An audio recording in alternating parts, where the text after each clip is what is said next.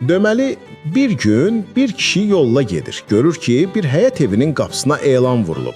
Danışan it satılır. Qiyməti cəmi 10 manat. Kişi gözlərinə inanmır. Maraq güc gəlir, qapını döyür. Həyətə girəndə görür ki, qıraqda bir dənə köhnə daxma, yanında da bir it uzanıb. Kişi yaxınlaşır, itə deyir: "Salam, doğrudan danışa bilirsən?" İt başını qaldırır, dərindən ah çəkir və deyir: "Hə, danışıram. Mənim həyatım çox qəliz olub. İllər əvvəl kəşf elədim ki, danışa bilirəm. Dedim ki, bu istedadımı vətənimə xərcləyim. Xüsusi xidmət orqanlarına, kəşfiyyata işə düzəldim. İt olduğum üçün heç kim məndən şübhələnmirdi. Ən məxfi iclaslarda otururdum. Bütün sirləri öyrənib mərkəz ötürürdüm.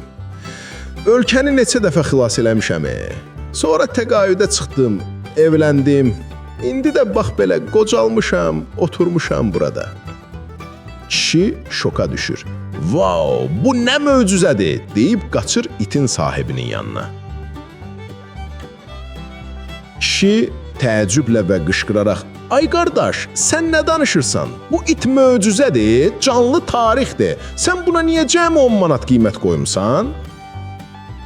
Sahib əlini yəlləyir, ağzındakı çöpü tüpürüb deyir: "Əş, fikir vermə ona, yalançının biridir. O dediklərinin heç birini eləməyib, hamısını uydurur."